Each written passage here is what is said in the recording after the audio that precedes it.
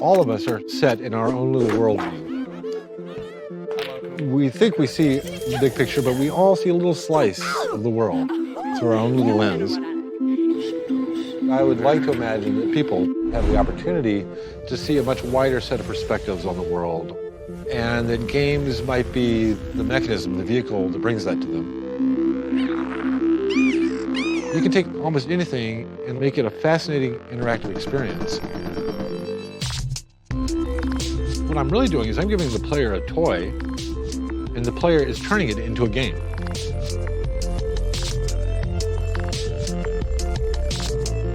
Every designer has the opportunity to create something incredibly unique. At the same time, every designer faces the risk of creating something that no one will be able to understand. As a designer, you're actually dealing with two computers. First, the electronic one sitting on the table in front of you, but more importantly, the player's imagination, the player's brain. And that one is far more complex, and we have barely scratched the surface of it.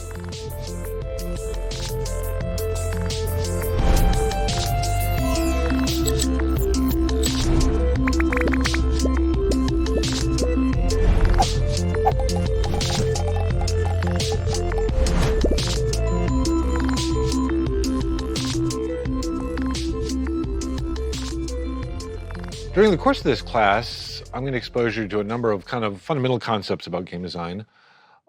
Basically, psychology of the player, the mental modeling that goes on, how to use game mechanics as part of your tool set, and how to develop your tool set as a designer.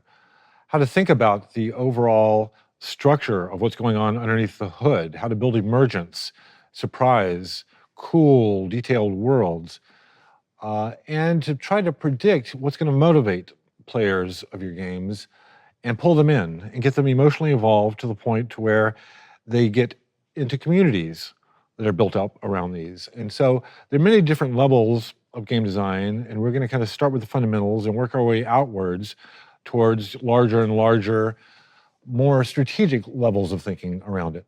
Every designer is unique in some way, and my games have tended to be very specific in terms of real-world simulations generally, games that tend to encourage player creativity, player storytelling. There are a lot of other approaches to game design, but I think a lot of the fundamentals that I'll be talking about in this class are going to be things that can apply to any genre of game.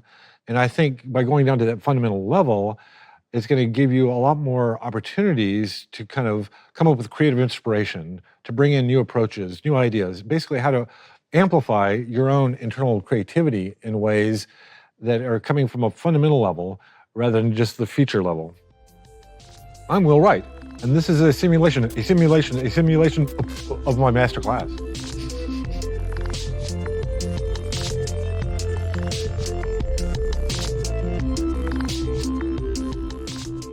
So you're probably watching this because you have an interest in games. But what are games? We all know what games are. We play games. More recently, with electronic devices, games have taken a totally different kind of turn and gotten much more elaborate, more ubiquitous in our lives, I think. But games really are something that have been around for thousands of years. Different cultures have played games, board games, social games, for a long, long time, for a lot of reasons.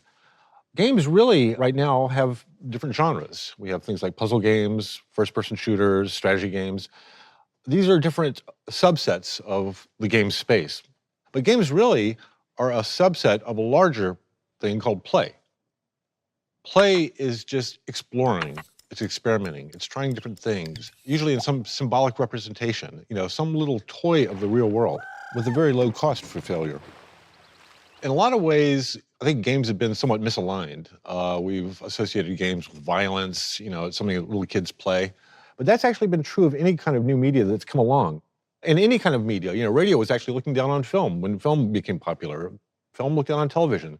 Television looks down on games. So it's really these, games are the up and coming thing that in some sense is breaking boundaries, doing new things. And that's what makes games interesting to me as kind of a topic, as a medium. Games borrow from so many other different design fields, not just entertainment, storytelling, things like that, but also things like architecture, product design, fine art, mathematics, cognitive psychology. games incorporate all these different design fields in an interesting way. And the more you can expose yourself to these different design fields, the better designer you'll be.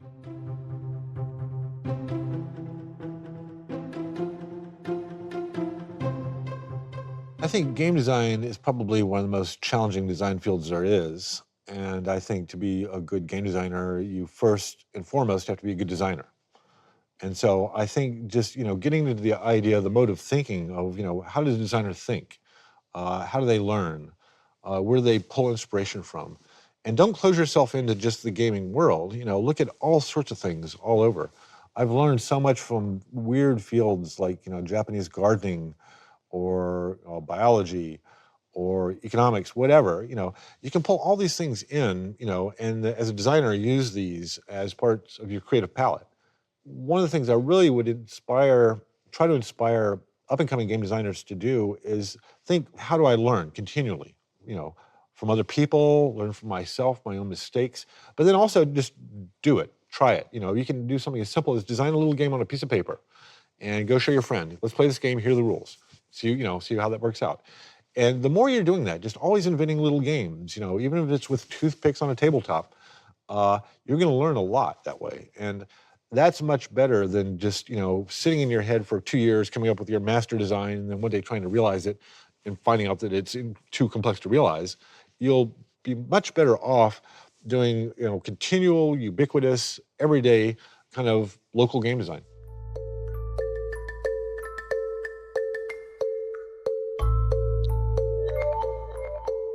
Any designer, basically, when they're designing something, has to look at a number of factors. Basically, you're trying to balance all these things against each other. So think about just a chair and all the different things that you kind of would like a chair, different properties you would like from a chair. You want it to be, cheap, easy to move, easy to produce, comfortable. And these functions can actually be kind of broken down into a tree. So games have very much the same property. There's certain functional things about them. There's certain things that are economic about what does it take to produce the game? How much does it cost? What kind of a team do I have to build? What kind of skills do I have to have as a designer? And the designer needs to kind of understand how to balance all these different things against each other, because your final design is going to be a balancing act. You're basically balancing all these plates on top of each other, and it's the designer's job to make them balance well. Now, as you're exploring your design, you're actually going through this very large branching tree of possible designs. There are infinite number of designs that you could be building in your game, and you're going to end up with one very specific design. And when you start out, you might have some sense of about where you're going or kind of the area you want to be, but you do not know exactly how to get there, and you're basically exploring this branching path of design decisions, starting with very fundamental design decisions. What kind of a game am I making? What's it about? What are the controls? Down to very incremental design decisions. What color is this button? How tall is the character? Very, very minor things. And a lot of these decisions are distributed throughout your team. And you need to make sure that your team kind of understands the vision so that as they're balancing their little parts of that tree, that they are in line with the creative vision for the whole product. Basically, as you're exploring this tree, there are a lot of different methods you have as a designer for figuring out which direction to go on what branch. Now, you're really trying to prune these branches as efficiently as possible. That's why when we build a prototype, we want an answer from that prototype. We want to find out, do we go down path A or B? If the prototype can't answer that, it's basically failed as a prototype. So we're really trying to efficiently prune the branches and continue down the right path toward our final design. As I said, you don't know exactly where you're going to end up on this tree, but the designer also needs to kind of know when you've gotten there. A lot of times I've seen, game designs or even other designs where somebody went a little bit too far. Some movies, I think had a perfect ending, went a little bit too far. And the designer needs to kind of know you've hit the sweet spot.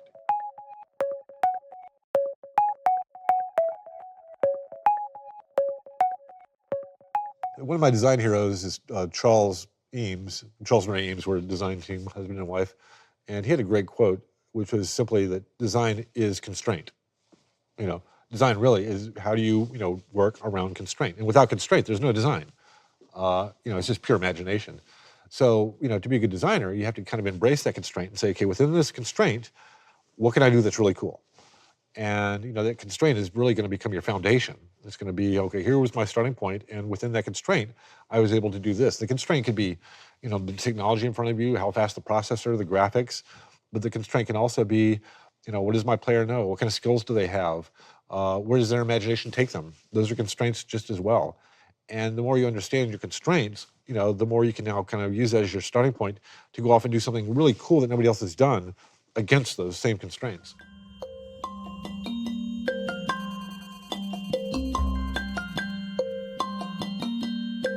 In a competitive game, usually with two players, there's the concept of a zero-sum game, which is that if a player wins, he gets, a +1. The losing player gets a -1. If it's a tie, they both get 0. So basically, the sum of the two players is always 0. Either I won, you lost, and it sums to 0, or it was a tie, sums to 0. That's a zero-sum game. So you can't have two winners or two losers, out of a two-player game. A non-zero-sum game, you can. Both people can win. The kind of games I do are not zero-sum games at all. In fact, most of the things I do don't even really have a clear win state. When you play something like SimCity or The Sims, what actually I found very interesting was to leave it to the player to define the goal state.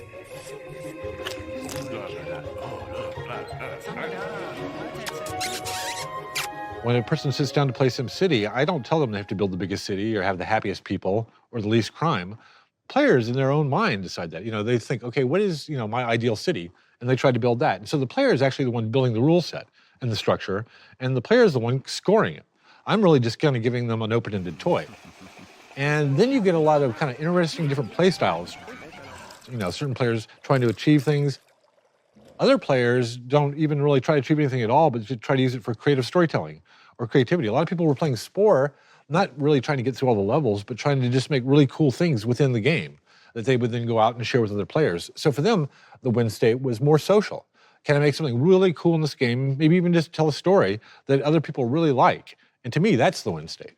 So, I think games have the opportunity to go, way beyond just this kind of zero-sum approach.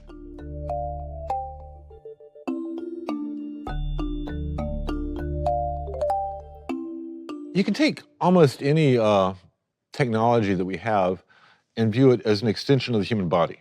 For instance, television, telescope, our eyes, our vision, telephone, our speech, car really kind of extends our legs. If somebody hits your car, you don't say that, my car was hit. You say somebody hit me when I was driving, So me, the car becomes me. It becomes an extension of your body.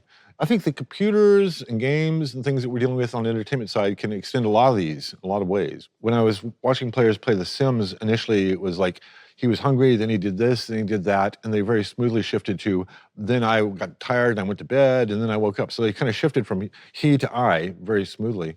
We now, with these little micro worlds, have the ability to basically externalize what's in our imagination and share it with other people.